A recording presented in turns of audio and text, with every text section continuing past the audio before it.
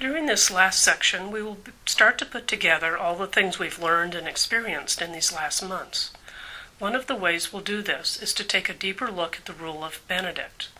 During the first 3 sections, the rule was kind of a constant, shadowy presence. We quoted from it, talked about it, read what some people have said about it, but we never looked at it systematically. During this section, you will experience reading the rule for yourself, not just commentaries or what someone else has said. Hopefully, you will become more comfortable in understanding how this ancient document can give you insights into how you live your life today. As we read the rule, we will take a particular approach. The more academic approach to the rule is to look at the sources Benedict used to write his work, because he largely just adapted an earlier work. We also aren't going to simply look at random topics the way most popular works do. Instead, we are going to take a look at the rule as a whole. We'll say that the entire rule of Benedict can be read in terms of an overarching theme of the journey of monastic life. In other words, we'll see that everything in the rule speaks to creating a way of life in which everything is designed to help us know God more deeply. To do this, we will read the rule by looking at key themes of how we make this monastic journey, where we start, how we make progress, who helps us on the way, what hinders our progress, etc. And, this is critical, we will practice reading the chapters of the rule, looking for principles that we can apply to our own lives. We'll see that even though the rule was written 1,500 years ago for a group of celibate men, the underlying principles apply just as well to modern women and men outside of monasteries. In this section, you will not have articles to read. Instead, you will be spending a lot of time doing lectio on selections from the rule, reflecting on questions, and journaling about what you think the rule says to you in your own life. Some of the chapters in the rule will be ones that we've discussed before, and some will be ones that we haven't discussed. It will be crucial to really spend some quality time and effort engaging in these texts and reflecting on them. This will be how you'll begin to see what you will take with you after the end of this program. So let's begin to look at the rule in a systematic way. We'll outline 7 major themes that support the overarching metaphor that monastic life is a lifelong journey to know God and to be transformed into God's image and likeness. We'll begin with the metaphor of the journey. In response to a call from God, we set out on this way with the gospel for our guide, as Benedict says. The overarching image of the journey encompasses all aspects of the rule. Everything in the rule is designed to help us on the way to transformation, to being remade in the image and likeness of God. This journey metaphor includes the ideas that we have been invited by God. All that happens is not our own doing, but the invitation of God and the work of grace in our lives. The fact that this is a journey also implies that there will be hard work on our part, that the way won't always be easy, and there will be things that will help us make the journey and things that will hinder us. And the journey will encompass the rest of our lives. This isn't a vacation, a little side trip on the road of life. This is it. If we are really committed to becoming the people we were created to be, this will be the rest of our lives. Next, we'll say that this journey really begins with a commitment, with a decision. For Benedict, this decision is monastic profession.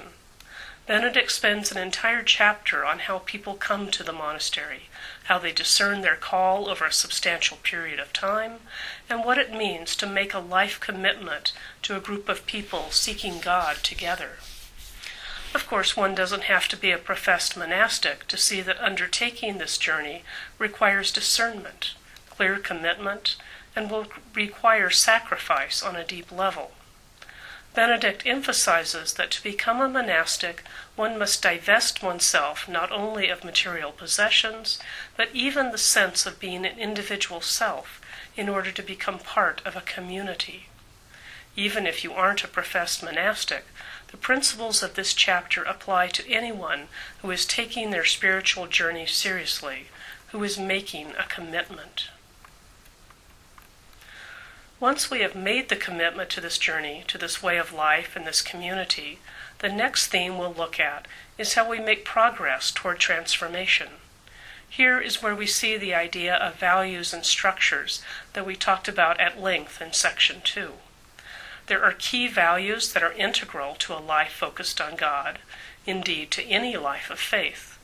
But if we want those values to be reflected in how we actually live out our lives, rather than being vague ideals, then we need concrete structures in our lives to make them real. These structures are like a trellis that provides support as we grow in our spiritual life. Some of the values and structures we'll talk about include prayer, obedience, humility, Benedict's tools of good works from Chapter 4, as well as others. Here we'll review some of the things we looked at in Section 2. All of this sounds good, and we all know how marvelous and sincere our intentions can be. But most of us know from experience that we need some kind of accountability and support in our lives if we are really going to progress on this journey toward new life. Here we will look at some of the ways Benedict's monastic rule helps people along the way. He doesn't talk about it explicitly, but undertaking this journey in a community is part of the air that Benedict breathes. It underlies everything he does. In other words, we don't do this alone. We have the help and support of others. Accountability also has to be explicit. In Benedict's monastery, there were consequences to behavior that hurt the community, to failing to take the journey seriously. We'll take a look at what the equivalent of Benedict's accountability would be like in our own lives. The rule assumes a basic principle that we are accountable to each other. Benedict calls this mutual obedience. We are to listen and respond to one another along the way. As we talk about this, we'll also emphasize that accountability isn't about telling us how we've screwed up. It is about getting support to be the people we are called to be.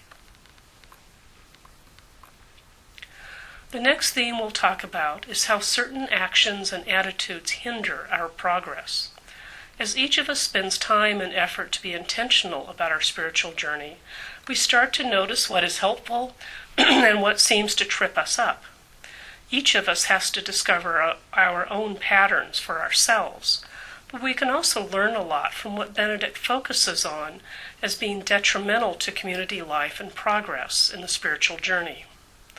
When you spend time reading the rule, you'll notice there are certain things that seem to get Benedict's blood boiling. First, he hates murmuring. Now, murmuring is the phrase used to describe the complaining of the Israelites in the desert during the Exodus. Rather than focusing on the gift they had been given, that they had been liberated from slavery and were headed for the Promised Land, they complained about the desert, the food, the fact they hadn't reached the Promised Land yet. Benedict knows that this kind of murmuring, complaining, negativity can eat away at the fabric of community life. And even outside of a community, this pattern of murmuring is destructive and just leads to negativity. Another attitude that Benedict condemns in the strongest terms is presumption. Presumption is basically an attitude of entitlement. Presumption is the opposite of gratefulness and gratitude. We are presumptuous when we just assume things. When we don't ask, we expect. Presumption is rooted in arrogance. We don't think, we don't ask, we just do what we want. This is very much at odds with Benedict's spirituality that emphasizes that all that we have, all that we are, is due to God's gracious gift, a gift we should never take for granted. In contrast to actions and attitudes that hinder our progress, there are also manifestations of progress that Benedict discusses. These are signs that a person has truly become different, that the hard work of asceticism, prayer, community life are beginning to make a difference, that something is happening deep within the person, and that can begin to show in tangible ways. The long chapter on humility is a prime example of how Benedict understands that the process of transformation, of being changed, is something that takes time. He uses the image of a ladder to show that progress, while difficult, definitely happens. Another key concept for Benedict is the idea of obedience. Now again, obedience and humility are both key ideas for Benedict, and also concepts that are difficult and have been seriously misused over the centuries. At its most basic, the obedient person is simply one who has learned to listen and be open to God on a fundamental level. Similarly, the humble person is simply one who thinks enough of his or her own self-worth to also be able to be fully present to others. The final theme in this overview of the rule is the idea of the destination of the journey. In other words, what's the purpose of the hard work of trying to change our lives, our attitudes, of becoming better people? As we discussed early in the program, Benedict assumes that there is a goal to the spiritual journey, that there is a destination to this way of life. Although he uses a variety of images and metaphors for the goal, one thing that underlies them all, the purpose of monastic life, is love. Love, which Benedict also describes as good zeal, is shown to God, to our fellow community members, to those in leadership. If we are not on the path to being able to love more clearly and deeply, then perhaps we need to look at whether we are really taking our monastic way of life seriously enough. So, we spent quite a bit of time talking about the rule of Benedict as having an overarching metaphor of making progress on the spiritual journey. We've said that if we unpack this metaphor, we can see several themes. The way that we start the journey, things that help us along the way, things that will hinder our progress, the practical ways that we live a life focused on God. Now, we'll look at how we can take all these ideas and apply them to reading the rule. Most people have dabbled with the rule of Benedict, read excerpts or commentaries, and if they have started out by trying to read it straight through, chances are they've probably gotten bogged down somewhere in the details about which psalms to recite on which days. What we will do is to introduce a method for studying the rule. In any given chapter, we'll begin by trying to simply summarize what the chapter is saying. Now, this is just a way to make sure we're reading carefully and understanding what we've been reading. A good way to make sure you understand something is to try and explain it. Next, we'll see if we can see how the chapter fits within one of the themes we've been talking about. Now, Benedict didn't think he was writing with a comprehensive metaphor in mind. He wasn't thinking in terms of themes, so don't try too hard if a chapter doesn't seem to fit under a theme. This is just a way to help you think about the rule. Then finally, and this is the crucial part, see if you can discern an underlying principle to the chapter. What does this mean, finding an underlying principle? Benedict is usually talking about very concrete, specific things that don't necessarily have anything to do with how modern people live. Most of us don't pray in a chapel 8 times a day, we don't have an abbot, and no one is telling us how much wine we can drink. But there is a principle, a broader idea behind these specific regulations. For example, when Benedict says that the monk should have 2 kinds of cooked dishes so that everyone will have something to eat, he is saying that people shouldn't have to go hungry. When he says that monks should pray all 150 psalms in a week, he is saying that the psalms are absolutely critical to the prayer life of the monastery. When Benedict talks about the qualities of an abbot, he is talking about what kind of people we want in leadership. So hopefully this gives you an idea of what we mean by principles behind the specifics that Benedict's talking about. When we look at the broader principles behind the chapters of the rule, we don't necessarily have to agree with them or take them to heart. For example, Benedict has a very suspicious sense of the broader world and doesn't like his monks traveling around, and this is reflected in a number of chapters. It is important that we understand what he's getting at, not that we have to emulate every single thing. Let's try this idea with a short chapter of the rule. Listen to chapter 37, the elderly and children. Although human nature itself is inclined to be compassionate toward the old and the young, the authority of the rule should also provide for them. Since their lack of strength must always be taken into account, they should certainly not be required to follow the strictness of the rule with regard to food, but should be treated with kindly consideration and allowed to eat before the regular hours. So first, let's try to summarize the chapter.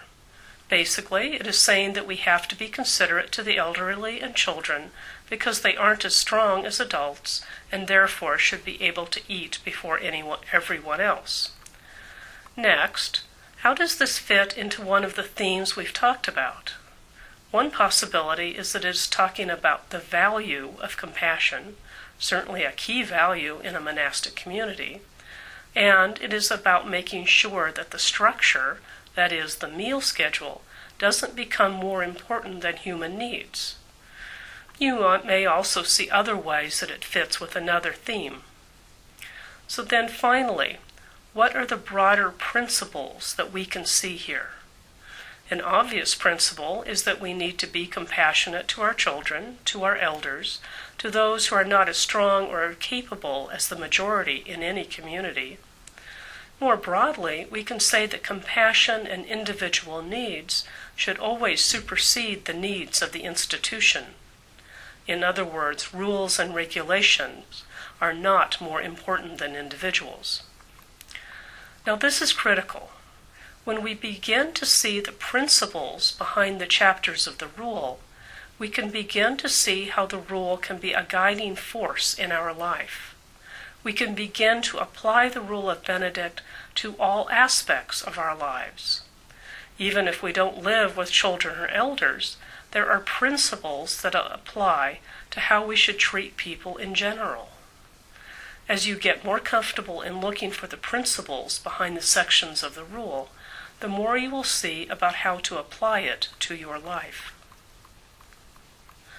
Let's try one more example, and then you can try this on your own. The first paragraph of the prologue is very different from the chapter we just read. It is an introduction to the general idea of the spiritual life. See if you can do this same process with this kind of writing. Listen carefully, my son, to the Master's instructions, and attend to them with the ear of your heart. This is advice from a Father who loves you.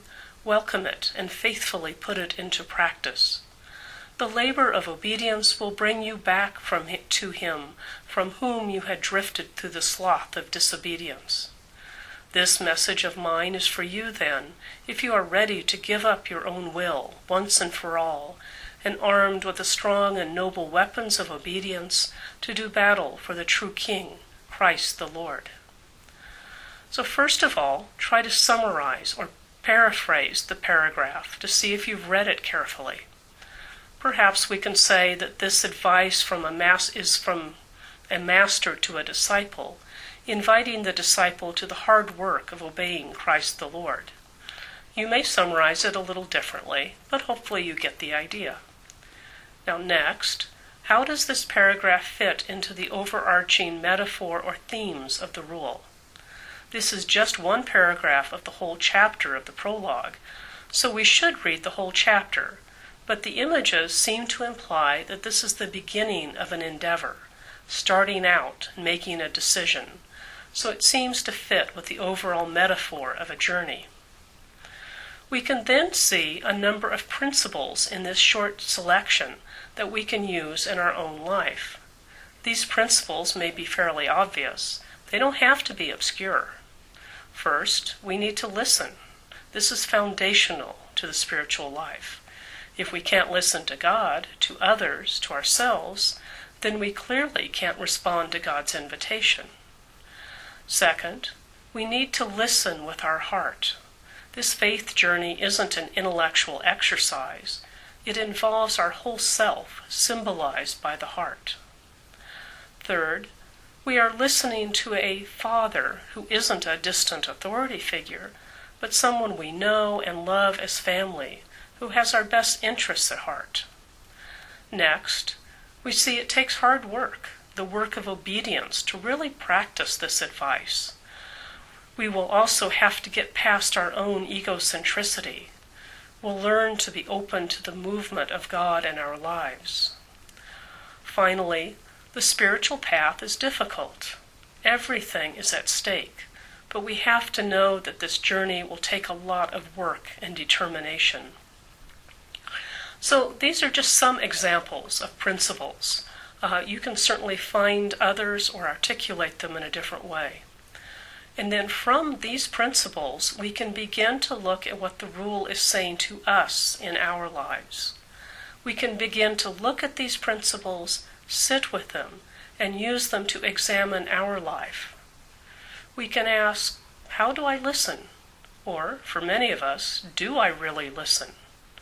Or, who is the Father, the spiritual guide that I listen to? Do I have a guide? Do I look to God as my guide? What is my image of God? We can ask, am I willing to undertake the hard work to make progress in my journey? Am I ready to look at my deep issues of egocentricity and all the very human issues that make it hard for us to be the people that God calls us to be? And if Christ is calling us to this path, what is my relationship with him? Do I trust that Christ will be with me on the way? So this is basically what we're going to be doing in this section. We'll take a look at chapters from the rule and see how to interpret them and apply them to our everyday life. This may be a new way of thinking and reading for you, but keep practicing and it will get easier, and you will find more and more depth to the rule and wisdom for your life.